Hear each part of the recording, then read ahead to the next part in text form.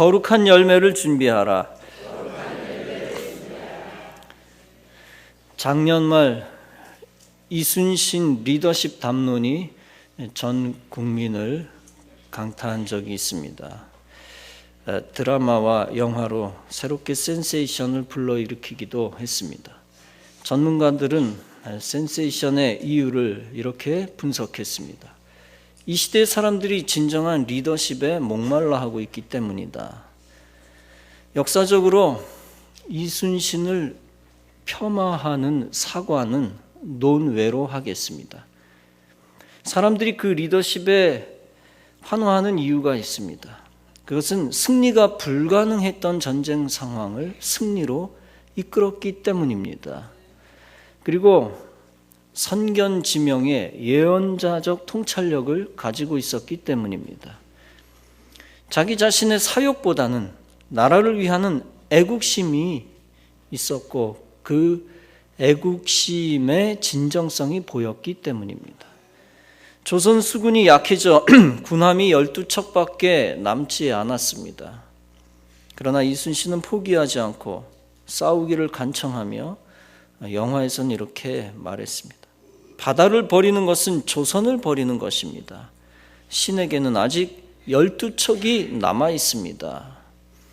잘 아시다시피 명량해전에서는 남은 12척 혹은 13척을 진두지휘하여 적군 130척을 격퇴시켜 크게 승리했습니다.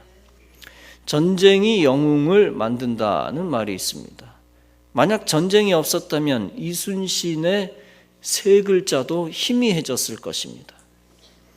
그러나 전쟁과 국가적 위기가 오히려 이순신의 리더십을 발휘하는 기회가 되었습니다.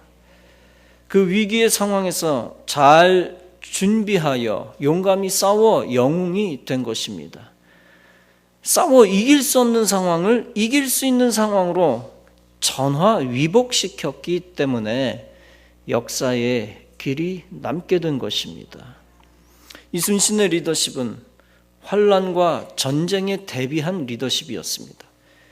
이순신의 조카 이분이라고 하는 사람이 쓴 이순신 행록은 다음과 같이 말합니다. 이순신은 항상 군량을 걱정하며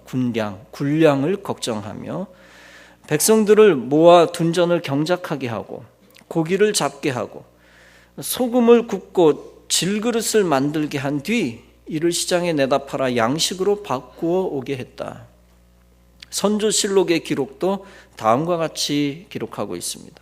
이순신은 명량해전 이후 고하도를 거쳐 고금도로 진을 옮긴 뒤에도 둔전을 많이 일구고 물고기와 소금을 팔아서 군량을 넉넉히 마련함으로써 몇 달 되지 않아 군사의 기세가 산중에 호랑이 마냥 크게 떨쳤다고 했다. 또 그는 매일 밤 겨우 서너 시간 자고 일어나 사람들을 불러 날이 밝을 때까지 의논하는 일이 많았고 이따금 손님이 와서 밤늦게까지 회포를 풀었어도 새벽 달기 울면 반드시 일어나 혼자 문서를 보기도 하고 전술을 궁리하기도 했다라고 합니다. 또는 그는 거북선을 만들고 일본의 조총을 입수하여 총통의 성능을 계량하는 데도 힘을 기울였습니다. 난중일기를 보면 이순신은 탈영한 병사들에 대해 군량미를 훔친다든가 하는 자에 대해서는 군유를 엄격히 적용하였습니다. 그러나 그는 전투에 지친 군사들에게는 휴가를 주어 휴식을 취하도록 했습니다. 그는 또 항상 병사들이 입는 것, 먹을 것에 신경을 쓰고 있었고 장교들과 소통하려는 노력을 마다하지 않았습니다. 뿐만 아니라 그는 피난민들을 모아 둔전에서 농사를 지을 수 있도록 했기 때문에 고금도에 통제형을 두고 있을 때 그에 의지하는 백성들이 수만 명에 달하였다고 합니다. 여러분, 이순신은 초능력자가 아닙니다. 갑자기 하늘에서 불을 가져오거나 땅에서 물을 솟아나게 한 초자연적인 능력을 행사한 것이 결코 아니었습니다. 철저하게 미래를 대비하고 지혜와 용기로 위기에 맞선 장군이었습니다. 진인사 대천명이라는 말이 있습니다. 사람이 할 도리를 다하고 하늘의 뜻을 기다린다라는 뜻이죠. 흔히 우리는 믿음과 기적을 오해합니다. 내가 특별히 노력을 기울이지 않아도 기적이 일어난다. 나의 노력보다 믿음이 더 중요하다는 차원에서는 틀린 말이 아닙니다. 그러나 한편 노력하지 않아도 믿음 때문에 기적이 일어난다는 것은 틀린 말입니다. 오늘 본문은 믿음에 대해 잘못 생각하는 것을 교정해주고 있습니다. 믿음을 가졌다고 하면서 믿음에 따르는 믿음의 행동이 없는 것에 대해 경계하고 있습니다. 믿음의 사람이 준비하지 않고 계획하지 않고 일하지 않는 것을 경고하고 있습니다. 본문은 말씀합니다. 너희 중에 누가 망대를 세우고자 할진대 자기가 가진 것이 준공하기까지 충분하고 족할는지 먼저 앉아 그 비용을 예산하지 않겠느냐. 그렇지 아니하여 그 기초만 쌓고 능히 이루지 못하면 보는 자가 다 비웃어 가로되 이 사람이 역사를 시작하고 능히 이루지 못하였다 하리라. 즉 다음과 같은 말씀입니다. 너희 중에 농장 건물을 위하여 망대를 건축한다고 하자. 그러면 자기가 가진 돈이 준공의 날까지 충분한지 알아보아야 하지 않겠느냐. 즉 그 비용을 예산하는 것이 우선 마땅하지 않겠느냐. 제대로 계획하지 않고 그 기초만 쌓고 건축하다 말면 사람들이 비웃지 않겠느냐. 사람들이 말하길 이 사람이 역사적인 일을 시작하기만 하고 능히 이루어내지 못한다라고 비난할 것이다. 동시에 같은 맥락에서 다음과 같이 말씀합니다. 또 어떤 임금이 다른 임금과 싸우러 갈 때에 먼저 앉아 1만 명으로서 저 2만 명을 거느리고 오는 자를 대적할 수 있을까 헤아리지 않겠느냐. 만일 못할 터이면 그가 아직 멀리 있을 때 사신을 보내어 화친을 청할지니라. 이와 같이 너희 중에 누구든지 자기의 모든 소유를 버리지 아니하면 능히 내 제자가 되지 못하리라. 즉 다음과 같은 말씀입니다. 너희는 병사 1만 명으로 병사 2만 명 가진 왕을 당해낼 수 있느냐? 그것을 판단해 보지도 않고 전쟁에 나가는 왕을 상상해 볼 수 있겠느냐? 만일 당해낼 수 없다고 판단하면 밀사를 보내 휴전을 맺지 않겠느냐? 너희에게 가장 소중한 것과 기꺼이 작별할 각오가 없다면 너희는 내 제자가 될 수 없다. 이 말씀이 가진 1차적인 의미가 있습니다. 그것은 예수님을 따르는 길은 결코 부귀영화를 위한 길이 아니라는 것입니다. 오히려 자기의 목숨까지도 희생해야 하는 길임을 알아야 한다는 것입니다. 그래서 냉철한 판단에 의해 주님을 따르는 것을 결정해야 한다는 것입니다. 한때 주님을 열정적으로 따르겠다고 해놓고 얼마 지나지 않아 시험 드는 사람이 많습니다. 작은 시험도 이기지 못하고 쓰러지는 일이 있으므로 더욱 든든하게 계획하라는 것입니다. 사명 감당은 말로만 하는 것이 아니라 또 속된 말로 장난이 아니라 정말 귀중하고 결단력이 필요한 것이다. 목숨을 내어놓을 만한 것이다. 든든하게 계획하라는 것입니다. 빌라도가 수도 공사를 진행시키던 일이 있었다고 합니다. 공사를 진행하던 중 공사비 부족으로 중도에 공사를 중단한 일이 있었다고 합니다. 그때 사람들이 조롱하고 공사하던 사람들의 놀림감이 된 적이 있었다고 합니다. 마찬가지로 십자가를 지면서 불성실하면 실패자가 됩니다. 그러면 스스로 망신을 당하고 예수님을 욕되게 할 수도 있습니다. 그러므로 정확한 판단과 계획이 중요합니다. 전쟁터에서는 수많은 생명들이 왔다 갔다 합니다. 그러므로 전쟁을 하기 전에는 더욱 정확하고 성실한 판단이 필요합니다. 2배가 되는 병력을 상대로 섣불리 싸우면 몰사할 수도 있습니다. 그러므로 참된 제자로 살아가는 일은 중과 부족한 상황에서 어렵다는 것을 암시합니다.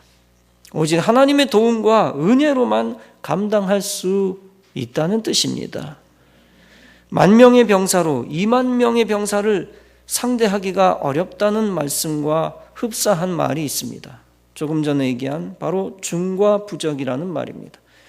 무리 중, 적을 과, 아닐 부, 대적할 적. 즉 적은 수의 무리로 적을 대적할 수가 없다. 임진왜란 때에 전라도 웅치에서 왜군과 벌였던 싸움이 있었습니다. 김제 군수 정담과 해남 현감 변응정이 이끄는 의용군이 있었습니다. 그들이 왜군을 맞아 결사적으로 싸웠습니다. 그러나 중과 부적으로 모두 전사했습니다. 이 싸움으로 전라도는 왜병에게 유린을 당하지 않을 수 없었습니다. 이처럼 적은 수는 대체로 큰 수와 싸워 대적할 수가 없습니다. 그렇다면 어떻게 해서 이순신은 10배나 되는 왜군을 격퇴할 수 있었습니까?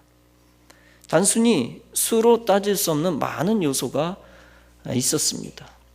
이순신 장군의 계획성과 치밀한 준비와 마음을 하나로 묶는 리더십이 있었습니다. 또한 죽음을 불사하는 생즉사 사즉생이라는 신념과 용기와 결단력과 지혜가 있었습니다. 그러나 그것만 가지고는 온전히 이길 수 없습니다. 거기에 더하여 하늘의 도움이 있었습니다. 즉 조선시대지만 하나님이 그 시대에도 이 나라와 함께 하신 흔적이 있었던 것입니다. 그래서 진인사 대천명이라는 말도 그런 상황들 속에서 더욱 분명해지는 것입니다. 정리를 하면 본문의 말씀은 1차적으로는 제자가 되는 길은 목숨을 거는 힘든 일이다라는 것입니다. 목숨뿐 아니라 제자가 되는 길은 모든 소유를 포기할 정도로 결단력이 필요한 것이다라는 겁니다. 더불어 2차적 의미는 주님의 일을 할 때는 성실한 계획과 준비가 필요하다는 것입니다. 특히 성공적인 신앙생활을 할 때 더욱 계획적으로 결단하고 실천해야 한다는 것입니다. 너무나 많은 신자들이 믿음을 이상하게 해석하면서 믿음을 변질시킵니다. 그저 은혜로 되겠지, 믿음으로 이루어지겠지 하고 꿈만 꾸고 노는 사람이 많습니다. 그래서 구체적인 계획 세우는 것을 포기하고 준비하지도 않습니다. 마치 100억짜리 건축물을 건축하는데 설계도도 그리지 않고 벽돌부터 한 트럭 가져옵니다. 그냥 5층짜리 건물을 짓겠다고 하면서 대강 땅 파고 벽돌부터 쌓습니다. 그러면 반드시 부실공사가 되고 짓다가 잘못 지었다고 해서 다시 허물고 다시 짓게 됩니다. 반드시 고가의 건물일수록 치밀한 설계도가 필요합니다. 설계도를 만들지 않고 나는 믿음이 좋으니 설계도 따위는 필요 없어 라고 말하는 것과 같습니다. 우리 하나님은 어떻게 판단하실까요? 내가 설계도 없이 믿음으로 건물을 짓겠다니 내 믿음이 크도다, 기특하다 하실까요? 내가 1억 원만 가지고 있으면서 재료를 10억 원어치 미리 사다 놨구나, 내 믿음이 크도다 하실까요? 여러분, 무모함과 믿음은 분명히 차이가 있습니다. 무모함은 믿음을 빙자한 자기 탐욕이요, 자기 욕심입니다. 쉽게 말하면 인생에 대한 준비와 계획과 노력과 피와 땀이 없는 과대망상입니다. 이를테면 명문대에 들어간 사람이 12시간 계속 매일매일 3년 동안 공부를 했다고 합시다. 그래서 명문대에 붙었다고 합시다. 믿음을 빙자한 과대망상의 사람은 반면에 3년 동안 하루에 1시간씩만 공부하고 11시간 노는 것입니다. 그러면서 나는 반드시 명문대에 들어갈 것을 조금도 의심하지 않아 라고 말하는 것입니다. 여러분, 믿음의 정의를 다시 내려야 합니다. 믿음이란 피와 땀과 희생과 성실성이 숨어있는 큰 생각입니다. 믿음이란 큰 비전과 큰 생각에 맞게, 큰 꿈에 맞게 크게 꿈꾸고 크게 생각하면서 동시에 크게 희생하는 것입니다. 크고 풍요로운 복을 믿는 사람답게 크게 베풀고 크게 주님께 드리고 크게 헌신하는 것입니다. 큰 기적을 믿는 믿음의 사람답게 하나님께 크게 맡기면서 큰 설계도를 성실하게 만드는 것입니다. 큰 설계도가 지시하는 대로 크고 성실하게 신앙생활하고 실천하는 것입니다. 그리고 믿음이란 인간이 성실하게 행동한 것만 가지고는 안 된다라는 것까지 인정하는 것입니다. 우선 크게 생각하고 성실하게 계획하고 실천해야 합니다. 그러나 성공은 하나님께 달려있다는 것을 인정해야 합니다. 사람이 할 도리를 다하고 하나님께 맡길 때 비로소 하나님이 기적을 주시는 것입니다. 사랑하는 성도 여러분, 금년 2015년도는 주님이 특별히 여러분에게 복을 주시려는 해인 것을 믿으시기 바랍니다. 금년에 하나님이 주시는 큰 복을 받기를 원하십니까? 그러면 하나님이 원하는 대로 신앙생활의 계획을 잘 짜시기 바랍니다. 오늘의 신앙생활은 여러분의 미래의 꿈과 비전이 눈앞에 나타나는 과정입니다. 결과도 중요하지만 더욱 중요한 것은 오늘의 신앙생활의 과정입니다.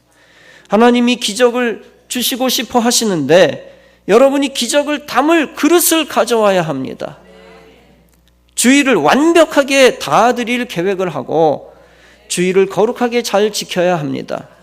아무리 주일 지킬 사정이 악해도 목숨 걸고 악한 환경 이기고 주일을 지켜야 합니다. 여러분에게 두 팔과 두 다리 움직일 수 있다면 주일 못 지킬 이유는 사실 어디에도 없습니다. 병원에 지금 누워 계신 분들만 병원에서 예배 드리면 됩니다. 하나님의 기적을 담을 그릇을 설계해야 합니다. 삶의 우선순위를 계획적으로 잘 정해야 합니다. 신앙과 관계된 것을 먼저 해야 합니다. 출근하기 전에 하루의 일과를 시작하기 전에 새벽 제단부터 쌓아야 합니다. 부정적으로 하나님께 거역하지 말고 축복에 합당한 온전한 순종이 있어야 합니다.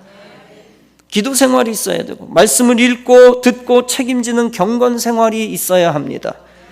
그때 하나님께서는 여러분의 성실한 신앙생활 속에 기적의 선물을 담아 주실 것입니다. 하나님의 은총 안에서 여러분의 꿈이 성취되게 해주실 것입니다. 계획하고 실천하는 신앙생활은 이 땅뿐 아니라 하늘에서도 상급이 됩니다. 유명한 축구선수가 되려면 그렇게 돼야지라고 생각만 하고 끝나서는 안 됩니다. 꿈도 축구 꿈을 꿔야 되고 축구 이야기를 해야 하고 몸짓도 축구의 몸짓이 되어야 합니다.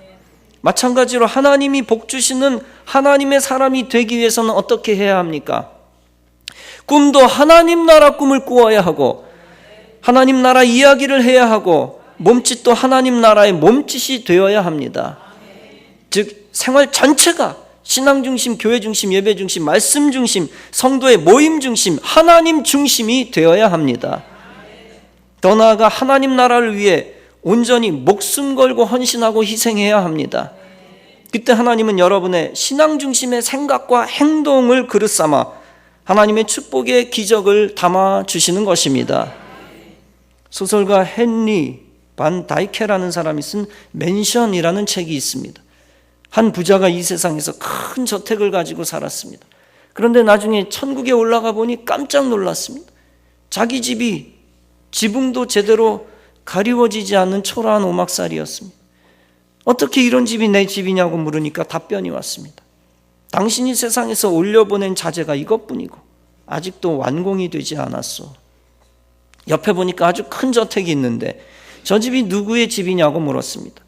저 집은 당신 옆집에 살던 초라한 의사의 집이요. 그 의사는 언제나 기쁜 마음으로 남을 위해서, 주님을 위해서 자꾸 좋은 자재를 올려보냈어. 이 부자는 큰 교훈을 얻고 다음과 같이 고백했다고 합니다. 내가 이 땅에 사는 동안 나만 알았고 불만과 원망 속에 살았지. 남을 위해, 하나님을 위해 한 일이 하나도 없구나. 여러분, 비유적인 이야기입니다만 실제로 천국의 영광도 이 땅에서 결정됩니다. 믿음의 생각만 있고 실제 믿음의 행실이 없으면 어떻게 됩니까? 그러면 천국에서 누리는 영광도 작습니다. 믿음의 생각과 더불어 믿음의 행실과 열매가 있어야 합니다. 여러분, 하나님이 원하시는 거룩한 열매를 만들기 위해서 어떻게 해야 합니까? 무엇이 필요합니까? 계획적으로 오직 예수 안에 거하며 주님이 주시는 열매를 만들어 나가야 하는 것입니다. 그래서 요한복음 15장은 말씀합니다. 나는 포도나무여 너희는 가지니 그가 내 안에 내가 그 안에 있으면 이 사람은 과실을 많이 맺나니 나를 떠나서는 너희가 아무것도 할 수 없음이라. 여러분, 하나님이 복 주신다고 강력하게 믿으면서도 실제 믿음의 계획을 세우고 준비했습니까? 믿음 타령은 많이 했는데 교회와 멀어져 세상에 너무 많이 붙어 있지는 않았습니까? 포도나무 줄기에 붙어 있어야 되는데 세상에 접붙여 놓지는 않았습니까? 주님이 은혜 주실 것이다 라고 말로만 많이 하고 주님께 느슨하게 붙어 있지는 않았습니까? 이제 금년에는 좀 더 치밀하게 신앙생활을 계획하고 실천해야 합니다. 하나님이 복 주실 것을 믿기만 하고 끝나서는 안 됩니다. 믿는 자답게 열심으로 가정예배 드리고 계획하고 새벽제단도 쌓을 것입니다. 사람들을 만날 계획도 세우고 만나고 전도의 씨앗 뿌려야 합니다. 안 만나고 어떻게 전도의 씨앗을 뿌립니까? 교회 사역과 헌신도 계획하고 실제 봉사하고 과감하게 희생도 해야 합니다. 교회 밖에서도 계획적으로 남에게 베풀고 서로 돕고 선행의 열매도 만들어야 합니다. 그때 비로소 하나님이 그 거룩한 계획과 실천과 충성의 그릇 속에 하늘의 축복을 담아 주실 것입니다. 사랑하는 성도 여러분, 믿음은 대책 없는 행동이 아닙니다. 준비하지 않은 믿음은 공짜만 좋아하는 허황된 믿음입니다. 그게 너무 강하면 세상 사람들이 조롱합니다. 교회 다니는 사람 공짜 좋아해. 잘못된 인식이 박힙니다. 불신자에게 게으른 신자로 낙인 찍히게 합니다. 하나님께 영광이 되지 못하고 준비하지 않아서 환난을 자초하게 됩니다. 믿음은 허풍이 아닙니다. 믿음은 내가 할 일을 하지 않고 남에게 떠넘기면서 무책임하게 사는 것이 아닙니다. 믿음은 내가 할 일을 성실하게 행하면서 책임적으로 사는 것입니다. 그때 하나님은 믿음이 빛을 발하게 하고 그 믿음대로 되게 만들어 주시는 것입니다. 유비무환이라는 말이 있습니다. 준비가 있으면 환난을 방지한다는 뜻입니다. 요셉이 이집트 총리가 되었을 때 애굽 왕 바로의 꿈을 해석해 주었습니다. 바로의 꿈에 살지고 아름다운 7 암소가 등장하여 호수에서 풀을 뜯습니다. 그 다음 파리하고 흉악한 7소가 7 살진소를 삼킵니다. 먹어버립니다. 또 바로의 꿈에 한 줄기에 무성하고 충실한 7 이삭이 나옵니다. 그 후에 세약하고 동풍에 마른 7 이삭이 나와 건강한 이삭, 좋은 7 이삭을 삼킵니다. 식물을 삼키는 게 이상한데 아무튼 희한한 꿈을 꿉니다. 요셉이 바로에게 고합니다. 하나님이 앞으로 하실 일을 바로 당신에게 미리 보여주신 것입니다. 장차 애굽 땅에 7년 동안 큰 풍년이 있을 것이고 그 후에 풍년이 완전히 끝날 것입니다. 그 후에 7년 동안 엄청난 흉년이 계속될 것입니다. 지혜 있는 사람을 택하여 애굽 땅을 치리하게 하소서. 나라 안에 여러 관리를 두어 풍년이 계속되는 동안 곡물을 거두어 두소서. 그리고 왕에게 모든 것을 바치게 하였다가 양식을 위하여 각 성에 보관하게 하소서. 애굽이 요셉의 말대로 시행하게 합니다. 요셉을 총리로 삼아 곡식을 관리하게 합니다. 요셉은 흉년이 왔을 때 백성들에게 제공합니다. 그로 인하여 애굽이 흉년으로 인하여 멸망하는 일이 없게 되었습니다. 그뿐 아니라 각 나라 백성들도 양식을 사려고 애굽으로 옵니다. 여기서 중요한 영적 의미를 새겨야 합니다. 믿음이란 하나님의 계획에 따라 순종하는 것이다 라는 것입니다. 하나님이 하늘에서 계획하신 것을 인간이 땅에서 그대로 계획하는 것이 믿음입니다. 또한 하나님의 계획에 따라 인간이 차질 없이 준비하는 것이 믿음입니다. 이렇게 하나님 안에서 계획하고 준비하고 실천하면 믿음의 역사가 나타나고 열매가 생깁니다. 그래서 믿음으로 순종하면 환난을 축복으로 뒤바꾸어 믿음의 영웅이 되는 것입니다. 노아 시대에 하나님이 인간을 홍수로 멸하셨습니다. 그러나 노아의 가족만은 구원하여 주셨습니다. 어떻게 구원하셨습니까? 노아야 너는 가만히 있기만 해라 라고 하지 않으셨습니다. 너는 내가 너를 구해줄 거 믿고 가만히 있어라. 내가 알아서 구해줄 것이다 라고 하지 않으셨습니다. 오히려 너는 배, 즉 방주를 만들어라 라고 엄청난 명령을 하십니다. 그리고 구체적으로 설계도까지 주십니다. 방주의 길이를 300규빗으로 하고 폭을 50규빗으로 하고 높이를 30규빗으로 하라. 위로부터 한 규빗의 창문을 내고 그 문은 옆으로 내고 3층으로 만들어라. 혈육 있는 생명을 암수 한 상씩 방주로 들여놓아라. 너는 모든 먹을 것을 저축하라. 신학자 칼빈에 의하면 명령을 받을 때의 노아의 나이를 480세로 추정합니다. 홍수가 땅에 있을 때의 노아가 600세라고 성경은 말씀했습니다. 따라서 노아는 홍수가 있기까지 120년 동안 방주를 제작한 것입니다. 보통 어마어마한 작업이 아닙니다. 노아의 가족들만 따로 만들었기 때문에 오랜 세월이 걸린 건지 아니면 멸망할 인간 가운데 노동자도 활용했는지는 분명치 않습니다. 그러나 분명한 것은 하나님이 계획하신 방주를 만들기 위해서는 엄청난 시간이 필요했다는 사실입니다.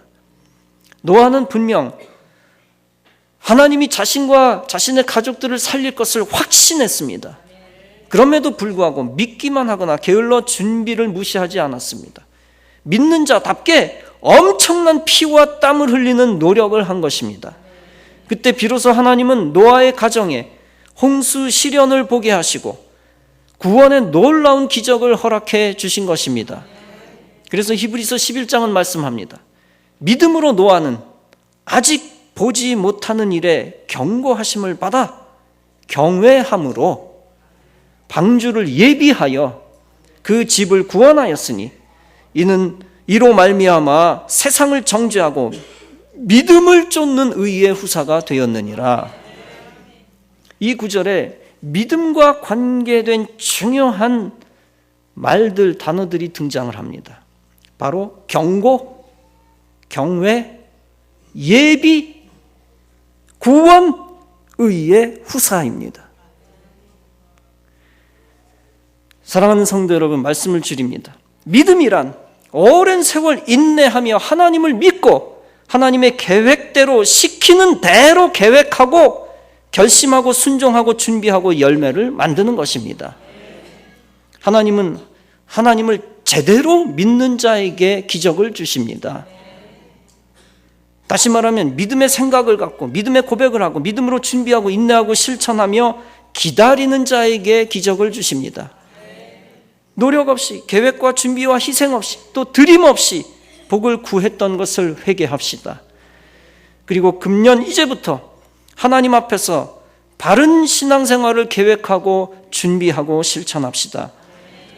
게을렀던 신앙생활을 청산하고 인색했던 헌금생활 청산하고 이기적인 허황으로 포장된 믿음도 청산하시기 바랍니다. 믿음으로 구원받는다는 핑계로 믿음의 노력과 순종의 열매를 무시했던 것도 청산할 것입니다. 그리고 오직 굳은 결심으로 확실한 신앙생활을 결심하고 의의 열매, 전도의 열매, 성결의 열매를 만드시기 바랍니다. 하나님은 그런 믿음의 기적을 돕기 위해 우리 교회를 통하여 예배와 사역과 헌신의 기회, 거룩한 공동체를 만드는 기회를 허락해 주셨습니다. 그 허락된 믿음의 수단들을 믿음으로 받아들이고 활용하여 하나님이 주신 믿음의 기적의 선물을 받아 누리는 성도 여러분 다 되어지시기를 주님의 이름으로 축원합니다.